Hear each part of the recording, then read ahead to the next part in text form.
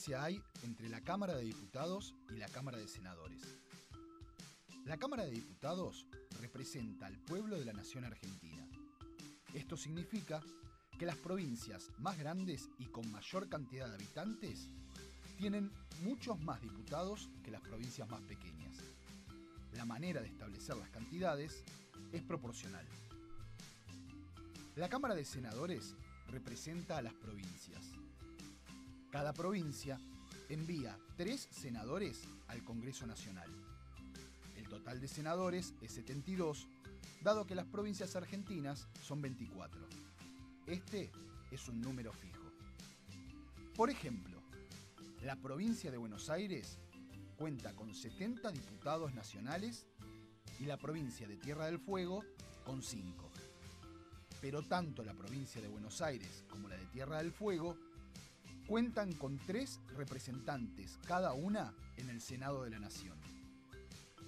Cada 2 años, el Congreso Nacional renueva la mitad de sus diputados y 1/3 de sus senadores nacionales.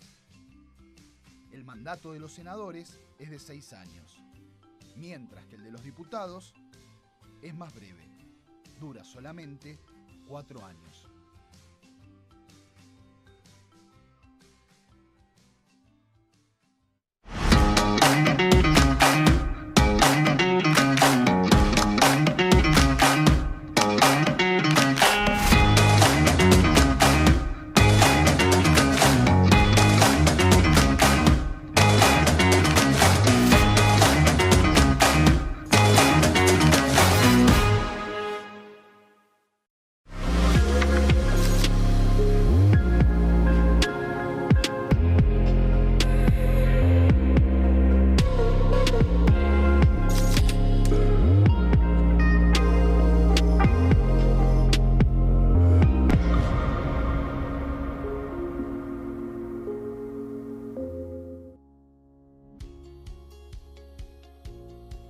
La Cámara de Diputados tiene 257 miembros. Los diputados debaten y sancionan leyes que rigen en todo el territorio nacional. Algunas de las más importantes son el presupuesto de gastos generales del Estado, el Código Civil, el Código Penal, la forma en que se rige el trabajo, las jubilaciones, entre tantas otras. Además, controla y hace un seguimiento de las políticas del Poder Ejecutivo a través de la visita de diferentes funcionarios o el pedido de informes, así como la posibilidad de realizar juicios políticos a los funcionarios. La duración de los mandatos de los diputados es de 4 años y pueden ser reelegidos indefinidamente. Desde el momento en que asumen y hasta el final de su mandato, no pueden ser acusados, interrogados judicialmente, ni molestados por las opiniones o discursos que imitan desempeñando su mandato. Son requisitos para ser diputado tener al menos 25 años, 4 años de ciudadanía argentina y haber nacido en la provincia por la que se postula o haber residido en ella los 2 años precedentes. Se agrupan en bloques que expresan partidos políticos o afinidad ideológica. Existen también los monobloques integrados por un solo diputado.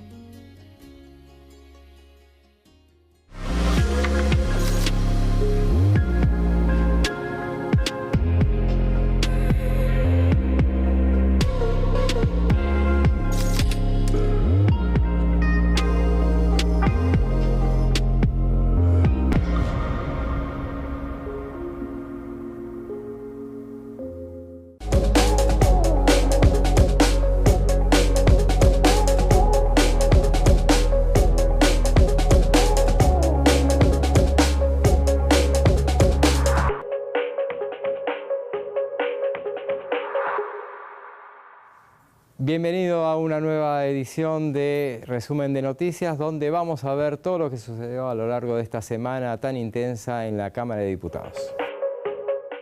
Continuamos aquí en Pasos Perdidos y también le vamos a echar un poco el ojo a lo que sucedió en la gira del presidente por Estados Unidos. Estuvo en la convención conservadora, hablando, también participó del evento, escuchando al presidente de Estados Unidos, Donald Trump, y a otros referentes también, mantuvo reuniones con el presidente norteamericano, y parte de eso, bueno, fue lo que también impacta en la vida política nacional y en las repercusiones aquí en el Congreso respecto a no solamente los dichos del presidente, sino también las expectativas, ¿no? Porque dentro de su discurso en esta convención conservadora planteó el deseo, por lo menos, de que Argentina sea el primer país que tenga un acuerdo con Estados Unidos de reciprocidad, ¿no? En función a esta perspectiva y esta postura que asumió el gobierno de Trump, de Donald Trump, de diferenciar los aranceles para todos los productos que sean importados en Estados Unidos, que se puedan producir en ese mismo país, y bueno, con los países que se puedan llegar a dar estos acuerdos de reciprocidad, establecer unos aranceles particulares y especiales. Pero si te parece, Fernando, vamos repasando y después vamos analizando un poco lo que también vendrá acá al Congreso Nacional. Exactamente, porque además hubo un dato, me parece importante, que no es menor, que Javier Milei se llevó el compromiso de Donald Trump de una invitación a futuro a la Casa Blanca, y ahí dialogar en el Salón Oval la relación bilateral entre Argentina y los Estados Unidos. President of Argentina, who's gotten a lot of publicity. He's gotten a lot. He's a great gentleman. You know, he's MAGA. He's MAGA. Make Argentina great again. It's true. Este era el pedacito del discurso de Donald Trump, donde hace referencia a la Argentina, a su lema de campaña que lo llevó nuevamente a la Casa Blanca, bueno, asimilándolo también a la Argentina. Exactamente. Bueno, y ahí es en parte lo que Milei también fue a buscar a los Estados Unidos. Sí. ¿No? Un nuevo acercamiento, un nuevo elogio por parte de Donald Trump, ya en su cargo de presidente de la nación. Recordemos que hace un año atrás se cruzaron en una misma convención. Javier Milei ya presidente y todavía Donald Trump candidato, y hubo un cruce y ahí ya habían anticipado encontrarse ya como presidentes electos ambos, plantearon hace un año atrás y finalmente lo concretaron el pasado fin de semana. Exactamente, y también ahí compartiendo sus perspectivas sobre las políticas que quieren llevar adelante, no solamente en términos económicos, porque hay una afinidad también en términos ideológicos, la perspectiva sobre la transformación del Estado que quieren hacer ambos presidentes, sobre todo vinculado con las discusiones en torno a los distintos derechos, ¿no?, que se van desarrollando. Pero también queremos repasar un pedacito del discurso del presidente Javier Milei en la CEPAC este fin de semana. Como decía Albert Nock, que describió en su libro En nuestro enemigo el Estado, que el poder social fue progresivamente arrebatado y trasladado al Estado por la fuerza. Nuestro objetivo es hacer el camino inverso, aumentar del poder del ciudadano y quitarle el poder al Estado.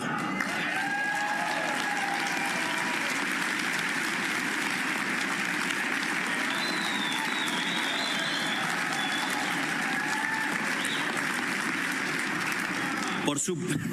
¡Afuera!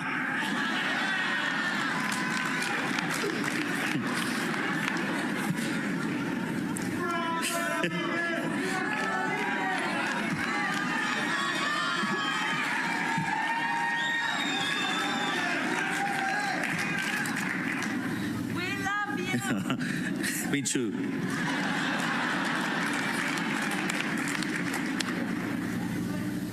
Sorry. She's my girlfriend.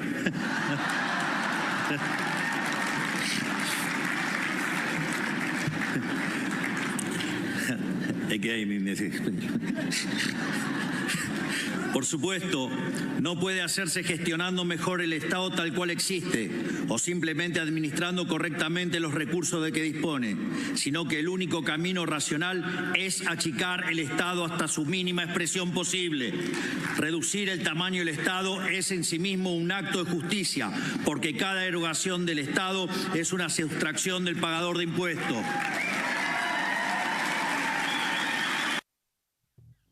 Bueno, ahí estaba parte de la locución del presidente Javier Milei en los Estados Unidos durante el pasado fin de semana. El contexto y el marco jurídico de la Asamblea Legislativa del día sábado 1 de marzo. ¿Por qué viene el presidente a hablar ante la Asamblea Legislativa? El artículo 99 de la Constitución Nacional habla de las atribuciones del presidente de la Nación y es la que le da esta atribución al presidente. Lo recordamos, es el inciso 8 del artículo 99 de la Constitución que dice que el presidente hace anualmente la apertura de sesiones del Congreso, reunidas en efecto ambas cámaras, por eso vamos a ver en el recinto de la Cámara de Diputados a senadores y también a diputados, dando cuenta del Estado de la Nación, de las reformas prometidas y también recomendando medidas que le parezcan necesarias y pertinentes para la discusión parlamentaria del año que comienza este 1 de marzo. ¿Qué hace la Asamblea Legislativa? Porque previo a la llegada del presidente hay una primera reunión de diputados y de senadores, se realiza una pequeña sesión donde se designa una comisión de exterior y se designa una comisión de interior. Esto lo hacen los diputados y los senadores de todos los bloques en el recinto ya en el marco de una sesión, de una definición que va a tomar el Pleno reunido, y ahí van a elegir senadores que van a estar recibiendo, senadores y diputados que van a estar recibiendo al presidente de la Nación en la parte exterior, es decir, en el salón previo al salón de provincias, y en la parte interior de todo el transcurso que hace el presidente desde que baja en la puerta del Congreso, la puerta principal, y hasta que ingresa al recinto. Ahí se eligen senadores y diputados que lo esperan en estos dos salones previos a pasos perdidos y después a su entrada al recinto de la Cámara de Diputados. Todo esto, como hemos visto muchas veces en todos estos eventos, tanto la vicepresidenta de la Nación, titular del Senado, como el presidente de la Cámara de Diputados son los que reciben al presidente ni bien baja en la explanada principal del Congreso sobre la avenida Entre Ríos. ¿Qué pasa? ¿Qué se está discutiendo por esta hora en los bloques opositores? Bueno, hay un par de bloques que ya anunciaron ausencias para la Asamblea Legislativa. El que lo hizo en primer medida es el bloque Unión por la Patria del Senado. El titular del bloque, José Mayans, confirmó ya hace varios días que no van a estar, que decidieron internamente en una reunión que no van a estar asistiendo al discurso del presidente. Habían hecho lo mismo el 15 de septiembre pasado, cuando el presidente vino a presentarle el presupuesto 2025. ¿Y cuántos son? 34 senadores. ¿Y si 34 no van? 34 senadores no vienen. El sábado. El sábado 1 de marzo. No está definido en diputados, ¿no? Todavía. Diputados tienen una reunión hoy por la tarde. Hago una pregunta desde la mirada política macro. Sí. Si se ponen de acuerdo, porque en el Senado hay camporistas y peronistas federales. En diputados, ¿también están atomizados? En diputados hay cristinistas, cámpora, quisilofistas, Frente Renovador, peronismo federal, hay más. Está bien, ¿hay liderazgos ahí? Lo que hemos visto en la Porque Germán Martínez es un poco el vocero del Unión por la Patria. Es el presidente del bloque, intenta navegar estas internas. Es decir, sentarse, muchachos, ¿vamos o no vamos? ¿Hay liderazgos?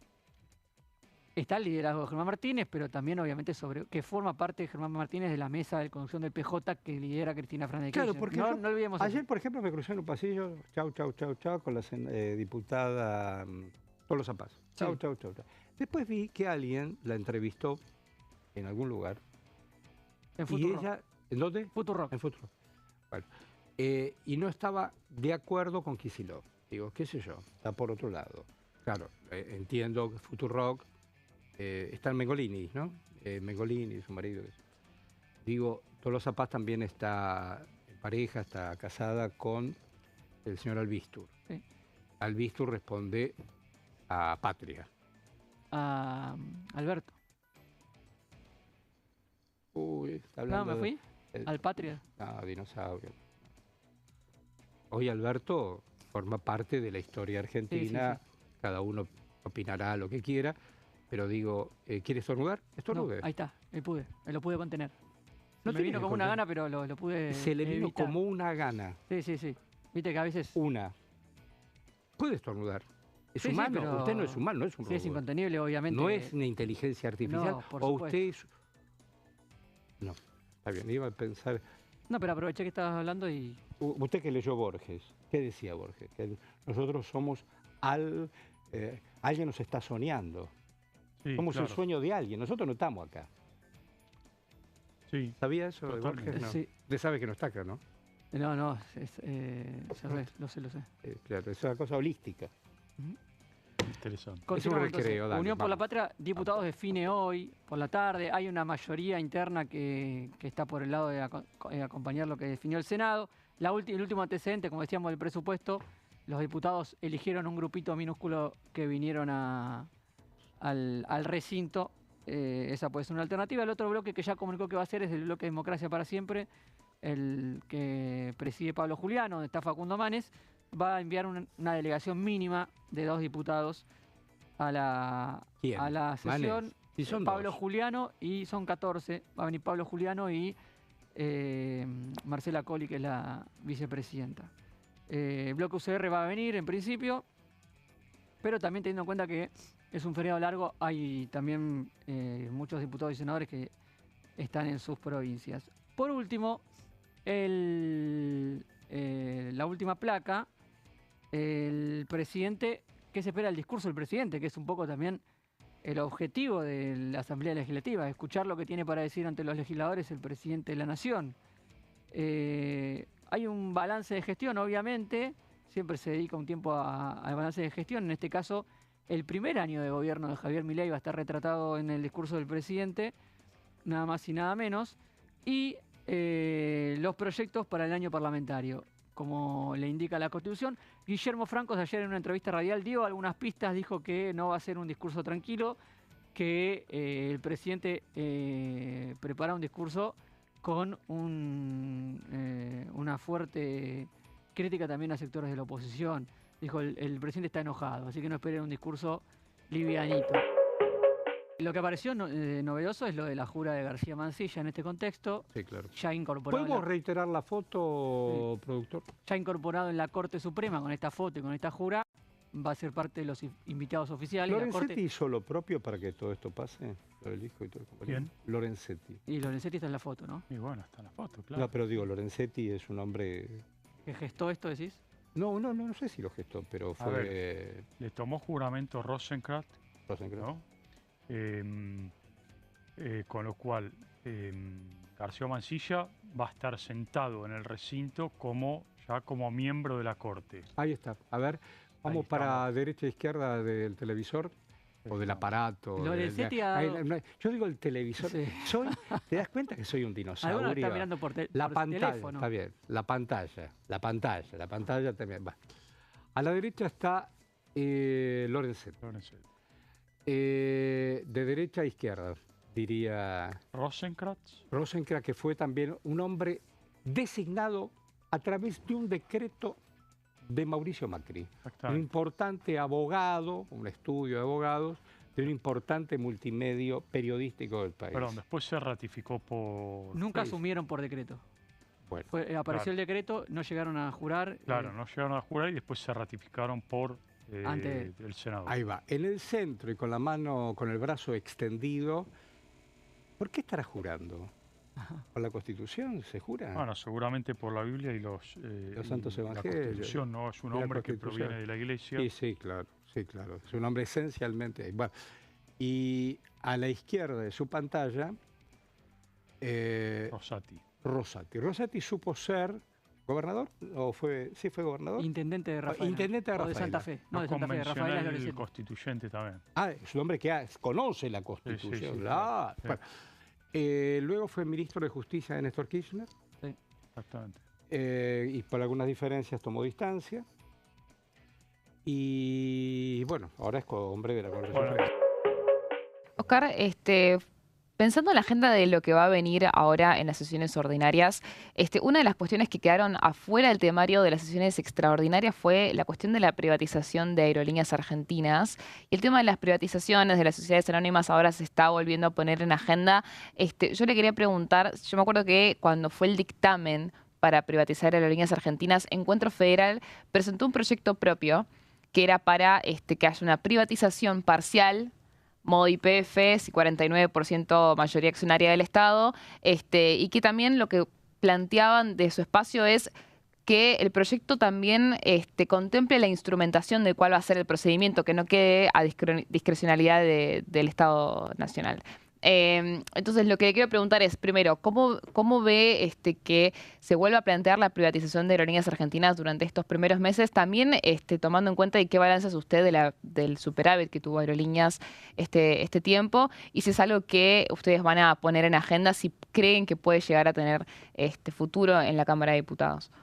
Bueno, el gobierno trajo este tema con la ley de bases al principio, fuimos nosotros los que, temas como el Banco Nación o Aerolínea Argentina, nosotros no dimos los votos para la privatización, sobre todo esa forma de privatizar de firmar un cheque en blanco. Digo que ni el menemismo, que fue el más exitoso privatizador de la historia argentina, lo planteaba de esta forma en el Congreso. Después volvió a la carga con ese tema de forma autónoma y en ese marco nosotros, como bien decís, hemos presentado nuestra propia postura, que es tomar el modelo de YPF, que es quizás el más exitoso modelo que tenemos empresarial entre público y privado, donde la mayoría es del Estado, estratégico, y la minoría está en el mundo cotizando, y eso le da una robustez, y aparte estamos dispuestos incluso a conversar, le hemos dicho al gobierno que haya algún gerenciamiento privado que dé mejores y mayores garantías de un éxito económico. El gobierno en aquellos momentos nos organizó algunas reuniones acá en la Cámara, que es donde nosotros creemos que hay que tener estas reuniones. Vinieron digamos, el presidente de la compañía, vinieron técnicos, y la verdad que nos aclararon muchas dudas, nos explicaron muchas cuestiones. Entre ellos nos contaban de que estaban cerca de conseguir las correcciones para llegar al déficit fiscal. También nos contaban, bueno, los principales problemas, dónde estaban, que por una cuestión no lo voy a decir en la prensa, pero nos contaron con algún detalle técnico dónde estaban los puntos flacos a corregir. Bueno, en todo ese marco hemos logrado, o mejor dicho, lo que nosotros le decíamos, pero si están tan cerca de lograr el superávit, ¿para qué la discusión es destruir todo? Y bueno, era el momento donde estaba la pelea paritaria contra los gremios. Entonces le decíamos, porque vos no te podés poner de acuerdo con los gremios, porque no sabés conducir ese proceso, no es la solución salir a privatizarla. Discutamos la mejor forma de privatizar como algo estratégico, pero no salgamos corriendo por una pelea que tenés con los gremios. Después se arregló el tema con los gremios, hubo empate ahí y se sacó de agenda el tema y nunca más lo tomó el gobierno. Y después salió la noticia, que el propio gobierno la tira, que es, buena, logramos superávit. Bueno, claro. Celebro que hayan ido al lugar que nosotros proponíamos. Ya está muy cerca el superávit, logrémoslo, y desde el superávit discutamos cuál es el plan de empresa que tenemos para adelante.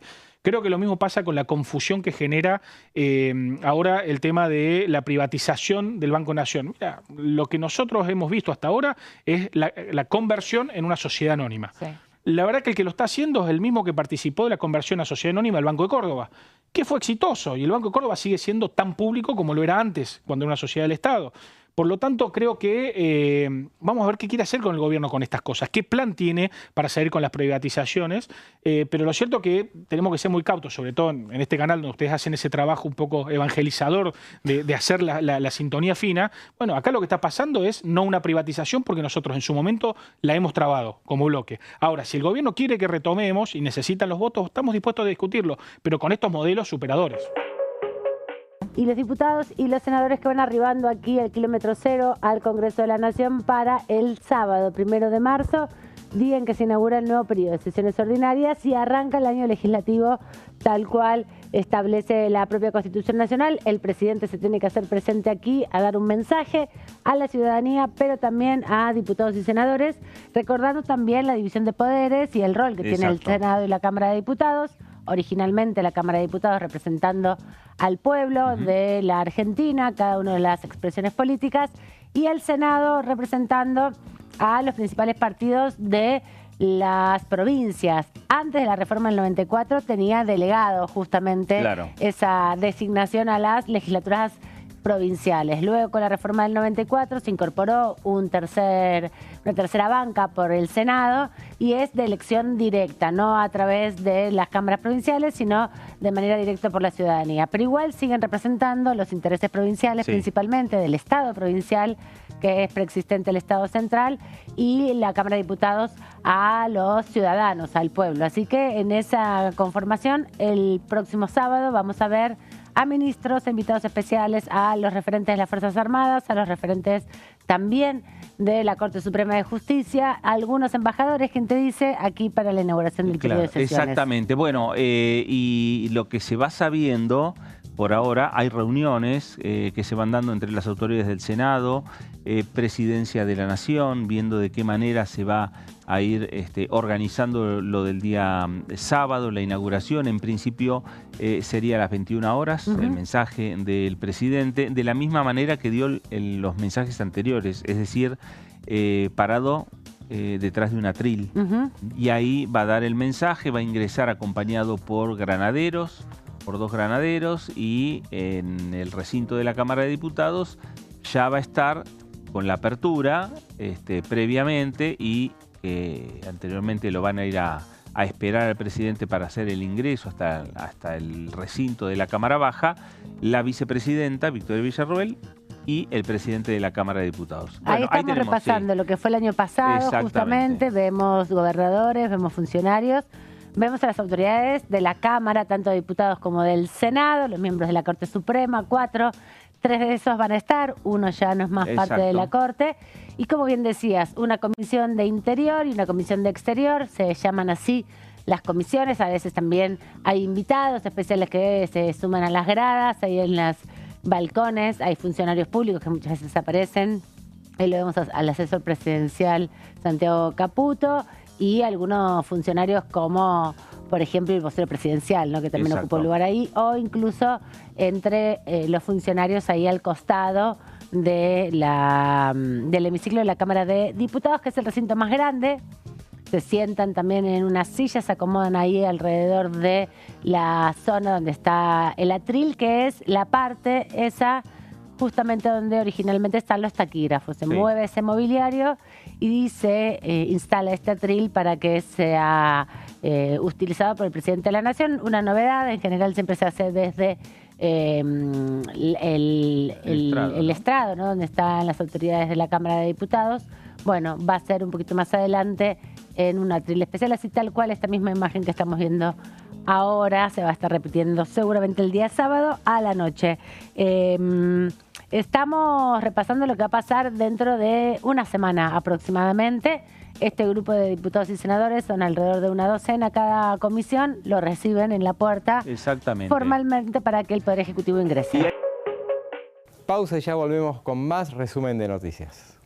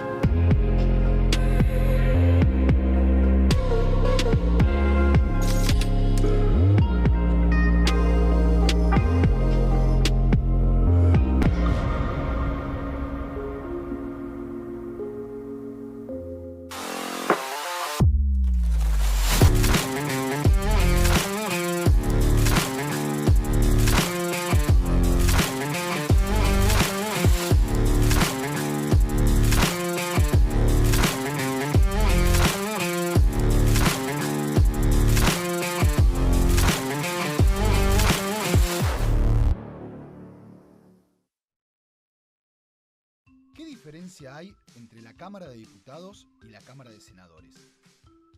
La Cámara de Diputados representa al pueblo de la nación argentina. Esto significa que las provincias más grandes y con mayor cantidad de habitantes tienen muchos más diputados que las provincias más pequeñas. La manera de establecer las cantidades es proporcional. La Cámara de Senadores representa a las provincias. Cada provincia envía 3 senadores al Congreso Nacional. El total de senadores es 72, dado que las provincias argentinas son 24. Este es un número fijo. Por ejemplo, la provincia de Buenos Aires cuenta con 70 diputados nacionales y la provincia de Tierra del Fuego con 5. Pero tanto la provincia de Buenos Aires como la de Tierra del Fuego cuentan con 3 representantes cada una en el Senado de la Nación. Cada 2 años, el Congreso Nacional renueva la mitad de sus diputados y 1/3 de sus senadores nacionales. El mandato de los senadores es de 6 años, mientras que el de los diputados es más breve, dura solamente 4 años.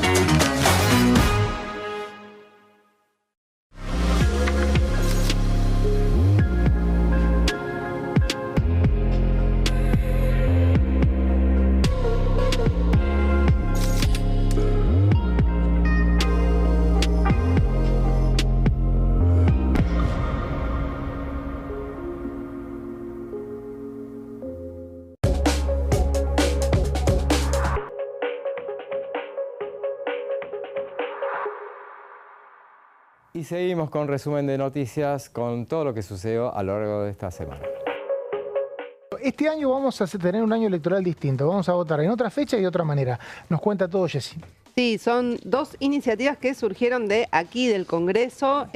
La boleta única de papel, que va a ser la primera vez que se implemente, por lo menos para las categorías nacionales, porque hay muchas provincias que de hecho inspiraron este proyecto, que ya la venían implementando. Santa Fe es una, Mendoza, Córdoba, ya sacaron lo que es la boleta de papel partidaria, con toda la lista de candidatos, con fiscalización, etcétera.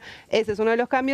Y el otro más reciente, que lo veníamos comentando y que fue votado en el periodo extraordinario convocado por el Poder Ejecutivo, que es la suspensión de las PASO solo por este 2025. Vamos, si quieren, primero a repasar cómo va a ser lo de la boleta única de papel, porque esto fue hace un tiempo ya que se aprobó. De hecho, hubo una insistencia ya durante el gobierno anterior, había obtenido media sanción en la Cámara de Diputados, pero luego no prosperó en el Senado y finalmente durante el 2024 se logró la sanción. Hace 20 años que se viene hablando de este proyecto y se logró ahora. 20 años con el gobierno que menos presencia parlamentaria tuvo en estos 20 años. Claro, así es. Y el 1 de octubre se sancionó definitivamente aquí en la Cámara de Diputados porque tuvo modificaciones del Senado. La más importante de las modificaciones es que en diputados primero se había propuesto que se incorpore la opción de votar lista completa en la boleta única de papel. Luego el Senado eliminó eso por presión, sobre todo, por supuesto, de los partidos provinciales. Mónica Silva de la provincia de Río Negro fue quien encabezó esto, pero había acuerdo de otros agrupamientos provinciales, como también de Córdoba, que no querían tampoco. Esto es, Jessy, porque los partidos provinciales suelen no ir enganchados de ningún presidente y eso los desfavorecía, ¿no? Claro, exactamente. O sea, te va a aparecer en una boleta única en blanco para determinadas categorías y por ahí sí tenían candidatos en otras. Entonces prefirieron sacar esta opción. Va a ser horizontal, que es el modelo mendocino finalmente, porque estaba en un momento... El cordobés, ¿no? El cordobés es vertical y este va a ser horizontal, es decir, apaisado. Donde vos vas a tener en toda la que es la franja horizontal las categorías Claro. Acá, las categorías, si senador nacional. Diputados. O sea, si está fuera la hoja, la pongo del otro lado. Porque, sí. O sea, sí, vos tenés. Acá, sí, senador y diputado. Y así vertical vas a tener todas las listas. Ok. ¿Sí? O sea, verá, en columnas y filas. En columnas tenés los candidatos y en filas las categorías, o al revés. Columna vertical, filas horizontal. En columna tenés los candidatos, en fila tenés los cargos que se van a elegir. ¿Con foto o sin foto? Va a tener foto, 2 fotos nada más. O sea, imagínense que tiene que entrar todas las listas en una boleta única, ¿no? Bueno, pero es un boletón. Porque es apaisada, porque los cargos no varían, se eligen 3, 4 cargos. Lo que se amplía son los candidatos. Entonces es apaisada. La cordobesa es al revés, entonces es vertical. No, pero cuando te lo mostraban en los móviles en las elecciones es una cartulina. No, pero pasa que ahí hay una diferencia. Nosotros cuando se votó la boleta única de papel, uno de los debates era ¿cómo va a ser la boleta única de papel si hay paso? Porque si hay paso son muchísimas más filas también que tenés que hacer. Entonces eso la hace mucho más grande. Después se simplifican las generales. Ahora, este año por lo menos, que además se votan diputados nacionales en todo el país y senadores en algunas provincias, no son tantos cargos que se votan y por otro lado, al no haber paso, te simplifica mucho más, o sea, va a haber más listas que se presenten. Va a ser muy sencillo. Sí, pero va a ser más... Dentro de lo que es el sistema es la modalidad más sencilla, porque es una sola categoría en algún caso, 2 en otras, y a su vez pocos candidatos porque no hay paso. O sea que va a ser también una buena prueba piloto de cómo funciona. Así es, sí, todavía no vimos un modelo de cómo sería para octubre, ¿no? Con una sola instancia general, porque en el debate cuando fue aquí en el Congreso se mostraba el modelo de la boleta única papel, pero con un modelo de paso. Entonces, de paso en la provincia de Buenos Aires, creo que era el modelo que había. El peor escenario. El peor escenario, que es donde más listas se suelen presentar y demás. Pero fue re divertido el debate, yo le digo re divertido, porque a mí me pareció interesante y entretenido, porque ahí había todo un análisis de diseñadores gráficos, de cómo esto impacta sobre todo en los indecisos. Porque el que va más o menos sabiendo lo que va a votar, no te importa si está en la primera columna o en la última. ¿Qué pasa?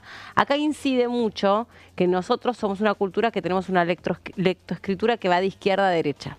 Entonces, todo lo que ocurre en el cuadrante, casi como si fuese cuando jugábamos a la batalla naval, en el A1... el cuadradito de la izquierda, el margen arriba y a la izquierda es lo más importante, porque es a donde va tu atención, porque estamos así aprendidos a leer. Eso lo resolvió Juan José Manuel de la Sota, que era muy hábil en temas electorales. Es una persona que se hizo perdiendo, empezó perdiendo y después empezó a ganar. Entonces se hizo muy creativo. La vida misma. Claro, cuando se hace... No, pero algunos políticos, viste, que tienen suerte al principio. Bueno, la cuestión es que cuando hacen la boleta única, me tocó ir en el año 2011, en ese caso era la boleta vertical. Entonces, ¿qué decía? Bueno, él hizo la campaña electoral diciendo en qué lugar estaba. Justo le había tocado el último en el sorteo, decía, votá de la Sota, el último de la lista. Está bien, bueno. O sea, que vamos a ver campañas que digan eso. Y claro, que eso es por sorteo. Va a ser por sorteo. Eso va a ser por sorteo. Orden. Y eso es súper importante porque también ahí había como una discusión sobre si de alguna manera te conducían, insisto, para los que definen último momento, que son muchos. Claro. Los que en el momento dicen, bueno, pim. Por eso también tanto debate en relación a las fotos. Y pesan mucho los candidatos, los primeros, ¿no? Porque se van a ver 2 fotos, va a haber de los 2 primeros de la lista, después en el caso de diputados hasta 5 nombres, para ver la lista completa, sobre todo en los distritos donde se eligen más diputados, como provincia de Buenos Aires. Como que viene aparte esa data. Tenés que verla afuera del cuarto oscuro, vas a poder tener la opción de ver cómo es la lista completa de candidatos. Y después para repasar lo que implica la suspensión de las PASO. Que es lo que adelantaba Mauri, que viene insistiendo hace rato aquí en Diputados TV, que es el cambio del calendario electoral. ¿Qué implica? El 7 de agosto recién es la fecha límite para inscribir alianzas. El 17 de agosto recién el límite para presentar la lista de candidatos. El 11 de septiembre arrancan los spots en los medios de comunicación, que eso está por ley, no se mantuvo. Y recién el 26 de octubre la elección. Así que estos 2 son los cambios importantes que vamos a ver reflejados este año en la contienda electoral. tengo para después una pregunta, pero es el tiempo de Caferata. Caferata, vamos con datos y placas. A ver qué pasó, con cuántos votos llegó, por ejemplo, Rosenkrantz al Senado. A ver. Vamos a hacer una pequeña introducción. Estamos hablando de antecedentes. Mariano Cunio Libarona el día de ayer se abocó en medios, a través de redes sociales, tuvo una discusión ahí con la exdiputada Graciela Camaño respecto a en qué momentos hubo designaciones por decreto de jueces de la Corte Suprema. Recordemos que el argumento que utiliza el Gobierno Nacional para poder hacer esto es el artículo 99, inciso 19 de la Constitución Nacional, que dice que el presidente en determinados momentos, cuando hay receso legislativo, puede designar empleados que normalmente requieren el consentimiento del Senado. Acá hay una discusión primero por el término de empleado, se puede pensar juez de la Corte Suprema en un empleado de otras características. Y el hecho de que el receso duró una semana, ¿no? Se esperó a que finalizara el periodo de sesiones extraordinarias. Una vez que finaliza y no se consigue la mayoría, se envía el decreto, faltando solamente 3 días para que vuelvan a iniciarse las sesiones ordinarias. Entonces, ahí hay un agujero legal que el gobierno aprovecha, pero hay que ver después cómo es la interpretación constitucional de poder hacer esto. En principio, lo que tiene el gobierno, el antecedente más cercano, la designación por decreto de Mauricio Macri allá por el 2016 de Horacio Rosati y Carlos Rosenkrantz para ocupar la Corte Suprema de Justicia. En su momento, el rechazo es tal que, como decía Caro, tienen que echarse atrás el propio Macri, que estaba Garabano en ese momento ocupando el Ministerio de Justicia, y tiene que verse obligado a sentarse a negociar con el peronismo. Operación Pepín Rodríguez Simón. Operación Pepín Rodríguez Simón. Pepín Rodríguez Simón se encuentra con los gobernadores peronistas. Podemos resumir el resultado de esta votación.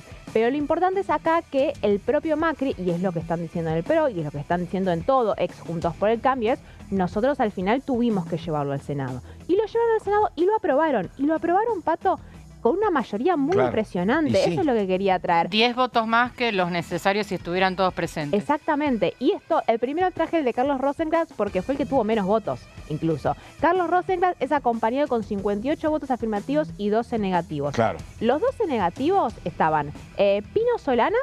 Claro. Estaba Menem en su momento, que hubo todo un operativo porque Menem en ese momento no se quedaba hasta las votaciones. Menem se queda, vota en contra. Y otros de los que votan en contra eran los más kirchneristas. El kirchnerismo lo señalaba como muy vinculado del sector empresario y el gran cuestionamiento era que había sido abogado de Clarín. Del Grupo Clarín, efectivamente. Entonces, vos tenés un grupo muy reducido ahí de senadores que terminan votando en contra y después una amplia mayoría, como dice Caro, 10 más de lo que necesitabas, que estaban, ahí sí tenías a muchos figuras del peronismo. Entre ellos, Miguel Ángel Pichetto. Claro. ¿No es cierto? Que en ese momento era el presidente del bloque del Frente para la Victoria, ¿no? ¿No es cierto? Entonces tenés, bueno, finalmente hay un acuerdo con unas figuras que eran más resistidas por un sector de lo que entonces era el kirchnerismo, ¿no? Carlos Rosenkrantz. Horacio Rosati, y ahora vamos a la siguiente votación, es votado todavía con más votos. Es en total con 60 votos menos resistencia kirchnerista. No, porque había sido funcionario, recordemos. Ex ministro de Justicia de Néstor Kirchner.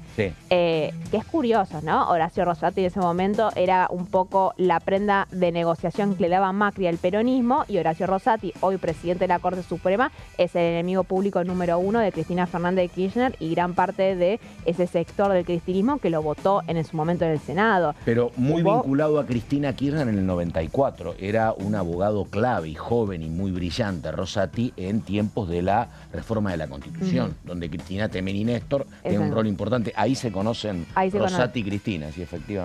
Bueno, cómo cambian las cosas, ¿no? Porque digo, Horacio Rosati fue uno de los principales apuntados por parte del cristinismo durante el proceso de juicio político que se dio acá en la Cámara de Diputados. Si bien en Maqueda fue el que quedó más golpeado por toda la investigación vinculada a la obra social del Poder Judicial, el que más le apuntaban también un poco a Rosenkrantz, claro, acordate al secretario privado de Rosati. Pero exactamente, hubo un hincapié muy puntual de parte del kirchnerismo con Rosati. En ese momento el único que zafó un poquito fue Ricardo Lorenzetti. Que Ricardo Lorenzetti, de vuelta, cómo cambian las cosas, en su momento fue también el enemigo del kirchnerismo hace 6 años, suponete, Y durante todo gente el mal proceso informada dice que es el que le propone al gobierno las designaciones de ahora el hijo y García Mancilla. Ahora, Pero no sé exactamente. si es cierto, la verdad que no sé. Un importante colaborador a la hora de, dicen las malas lenguas, de dar información al proceso del juicio político. Claro, sí, claro. Pero bueno. Viene un funcionario que había sido un hombre clave de Exactamente, la y que era corte, exactamente, a complicarlo a Maqueda. Sí. Efectivamente, pero bueno, entonces ahí tenemos muy impresionante el impacto de las votaciones, termina habiendo un acompañamiento muy tajante del Congreso y lo que sostienen de algunos sectores, y vamos a las citas, ¿quieren? Eso Vamos es lo más importante. Sí, a ver. porque vamos a alguno de los discursos. Porque La es muy foto curioso. acompaña, quiero decir, Sí. ¿no? Un pichetto de esa época. Claro. Es bueno el archivo que trajeron los chicos de producción, sí, es verdad.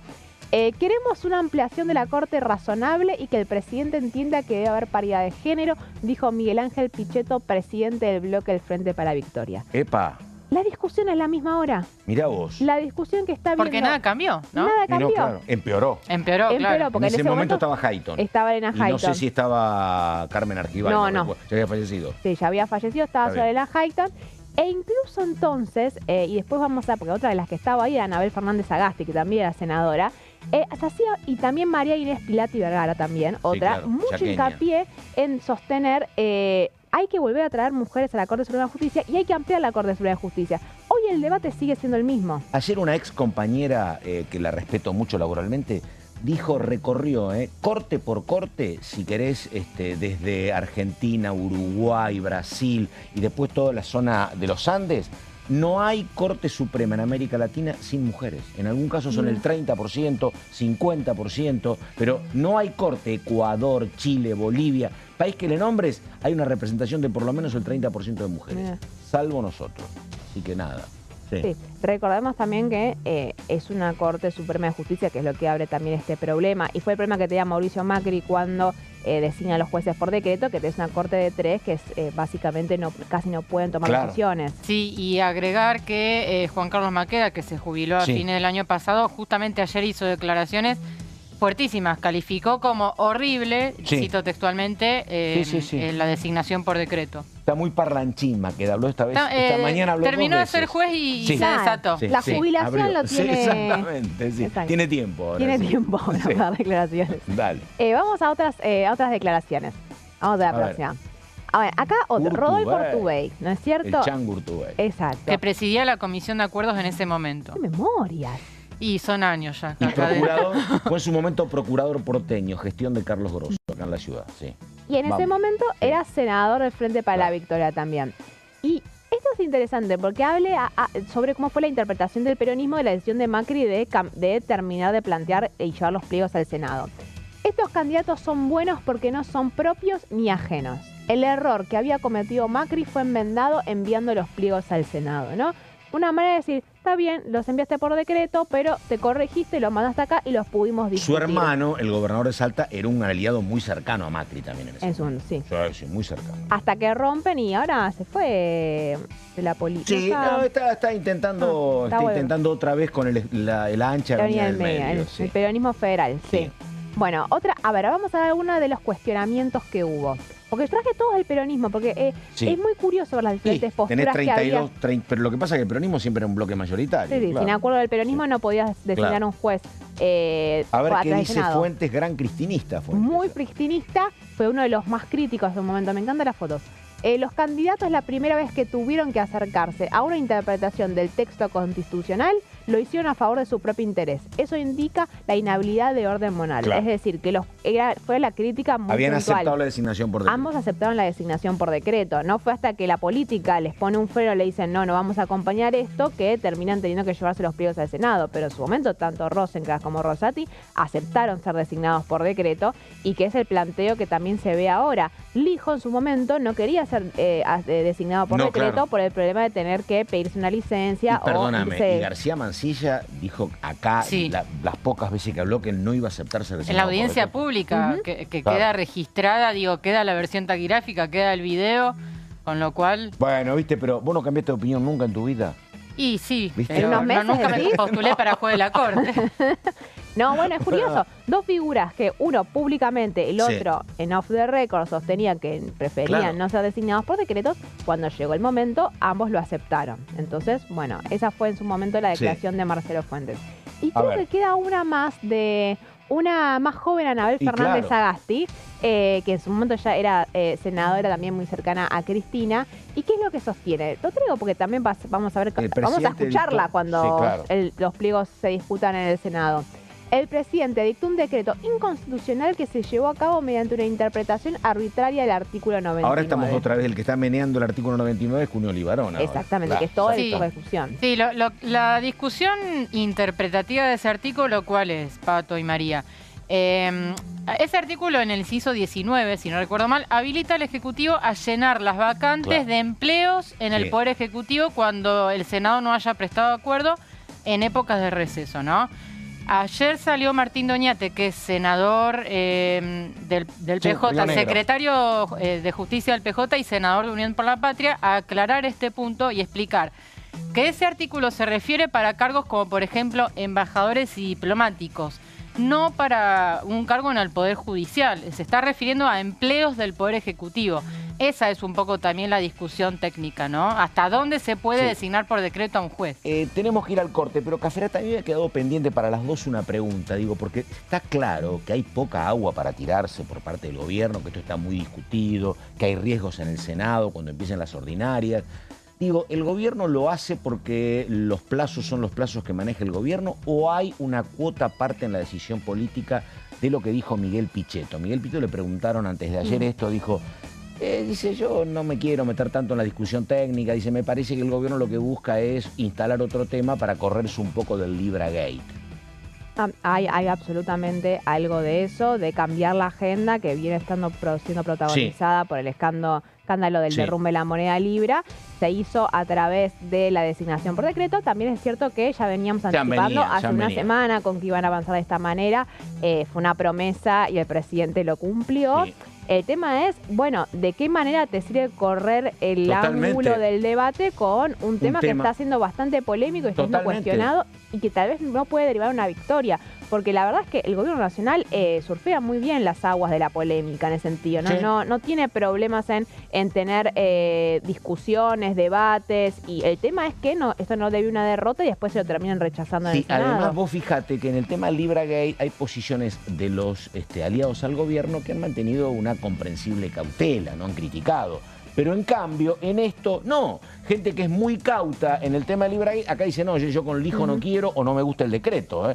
El republicanismo aparece más en el tema de los jueces a la Corte por decreto casi que en el LibraGate. LibraGate dicen que vaya a la justicia. Sí, por eso igual pregunto. yo parecería que no sé hasta qué punto el republicanismo todavía ha hecho... Está ahí, enojado. Todavía, no sé, por la mayoría de las críticas siempre las veo asociadas a un juez que no querían que fuera tenés razón. aprobado. En el caso de García Mancilla no lo veo con tanta claridad. Debbie. Bueno, justamente se planteó todo el debate de cómo trabajan los jueces, la edad de imputabilidad y también esto que mencionábamos antes que tiene que ver con la intervención a una provincia, en este caso la provincia de Buenos Aires, que fue lo que propuso esta mañana el presidente Javier Milei, que le respondió a Axel Kicillof luego de que ayer Axel Kicillof, gobernador de la provincia de Buenos Aires, diera una conferencia de prensa vinculada con todo este caso. Tengo que leer las plaquitas porque no llego ni de casualidad. Sí. Acá está. Javier Milei dijo, si le interesa el bienestar de los bonaerenses, córrase del camino. Esto es, renuncie y déjenos intervenir la provincia, fue lo que dijo hoy Javier Milei a través de su cuenta de Twitter. ¿Y qué dijo Axel Kicillof? Ayer algunos usan el crimen de Kim Gómez para sacar un voto y lucrar con el dolor. Por acá fue el debate en las últimas horas a raíz del hecho de inseguridad, entonces dijimos, bueno, como la propuesta que hace Javier Milei tiene que pasar por el Congreso, contemos acá cómo es ese procedimiento justamente para intervenir una provincia y en qué casos se podría producir esta medida que es muy extrema, muy poco habitual, que como decía Mauri, la última fue allá por el año 2005 y te contamos un poquito primero que es una medida del gobierno nacional que lo que busca es proteger y ayudar a una provincia ante un problema grave. Tiene que ser muy grave, o sea, una excepcionalidad, ¿no? ¿Y qué es lo que ocurre cuando sucede esto? Se suspende la autonomía de la provincia. Acordate, las provincias son autónomas, lo dice la Constitución. Bueno, de alguna manera se suspende eso por este tramo en el que se interviene la provincia en cuestión. Y cualquier intervención puede ser dispuesta por el gobierno federal, es decir, el gobierno nacional, o a requerimiento de alguna de las autoridades provinciales que sean las que pidan que se inmiscuya, si querés, el gobierno nacional. ¿Cuándo se puede intervenir una provincia? Para garantizar la forma republicana de gobierno, es decir, si se ve que no está clara la división de poderes en la provincia. Por eso traigo a colación el que siempre insiste que se tiene que intervenir su provincia, es el diputado Fernando Carvajal, refiriéndose a Formosa. De hecho, hoy volvió a salir diciendo la única que está en condiciones de ser intervenida es Formosa. Y también se puede intervenir una provincia para repeler invasiones exteriores, algo que, bueno, en la Argentina no es un tema muy común, claramente. Y después, ¿cuáles serían las causales? Sostener o restablecer las autoridades de la provincia, del Poder Ejecutivo, Legislativo, Judicial, porque han sido depuestas o se encuentran amenazadas por sedición o invasión de otra provincia. Es decir, en este caso se pondría el Poder Nacional por encima. Bueno, y después, ¿cómo se llevaría adelante? Tendría que acordarse con el Congreso de la Nación. No es algo que el Poder Ejecutivo decide de manera unilateralmente, sino que obviamente tiene que tener el acuerdo del Congreso, el aval de otro poder del Estado, si querés, y el interventor, aquella provincia que quedaría a cargo de ese poder que se esté interviniendo, es un representante del presidente y que actúa en función nacional. Bueno, este sería todo el procedimiento que se debería llevar adelante para intervenir la provincia de Buenos Aires, que claramente cuesta imaginar que esto suceda. Recordemos que Axel Kicillof forma parte del espacio Unión por la Patria, que es cierto que atraviesa una interna muy, muy dura, pero lo que decíamos que fue lo que salió al aire es que Milei lo logró. ¿Por qué? Porque hoy Máximo Kirchner, hoy principal adversario de Axel Kicillof, por lo que tiene que ver las elecciones a nivel provincial y nacional, salió a respaldar y a defender al gobernador de la provincia. En el 2013 estaba pensando, creo, si mal no recuerdo, en la provincia de Córdoba se generó una revuelta gravísima por las protestas de los policías por los aumentos de Exactamente, su fines de 2013 hubo una propuesta policial y lo que pedía en ese entonces el gobernador, que era José Manuel de la Sota, pedía una ayuda de las fuerzas federales, pero no una intervención. Sí, pero fue una situación gravísima, con incidentes, con saqueos, con una crisis total en la provincia, y ahí aún así no se intervino. Porque hay un tema, a ver, situaciones así, inclusive en tema de Santa Fe, con el problema que hay con la policía, que quedó involucrada en varias ocasiones con los casos de narcotráfico. Lo que leía recién Débora, la Constitución habilita a intervenir un poder. O sea, el Poder Ejecutivo, el Legislativo o el Judicial. No la policía, como para poder abordar una temática. Entonces tenés que hacerte cargo de todos los ministerios. Armar como un gabinete es un costo muy alto el que tiene que intervenir. De hecho, recuerdo en el 2005 cuando un montón de funcionarios del entonces gobierno o allegados tuvieron que ir a ser, por ejemplo, ministro de Educación de Santiago del Estero, ministro de Justicia, en el caso de Corrientes, la última vez creo que fue el año 99. Entonces, claro, es complicado cuando es un tema específico. Por eso el presidente Javier Milei propone, me da la sensación, le dice, si vos me permitís yo lo hago. Como diciendo, a ver, busquemos un consenso, hagámoslo, y en tal caso, esto ya se me ocurre a mí, me aboco a eso y no me meto en el resto de los ministerios, ¿no? Bueno, así es, así que esta fue la propuesta que hizo hoy Javier Milei. Como te comentaba, cuesta imaginar que se concrete porque acordate que Unión por la Patria tiene 98 diputados y 34 senadores, y dudo que el resto de los bloques también acompañen una propuesta en este sentido, que sería muy extrema. Pero bueno, en todo caso quedaría involucrado el Congreso, no es que de manera unilateral el presidente de la Nación puede intervenir una provincia.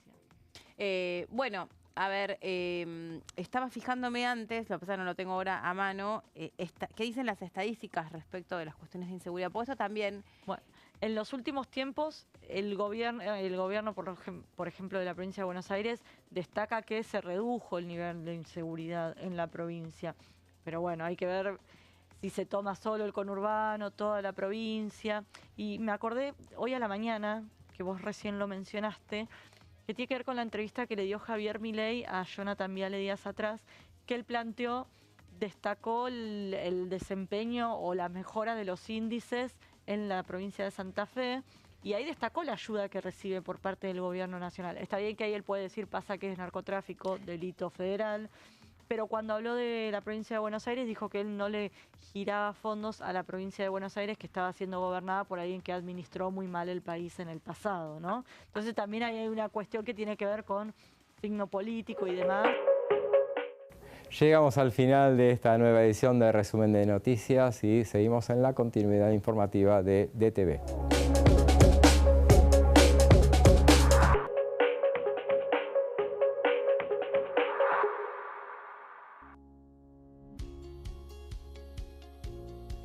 La Cámara de Diputados tiene 257 miembros.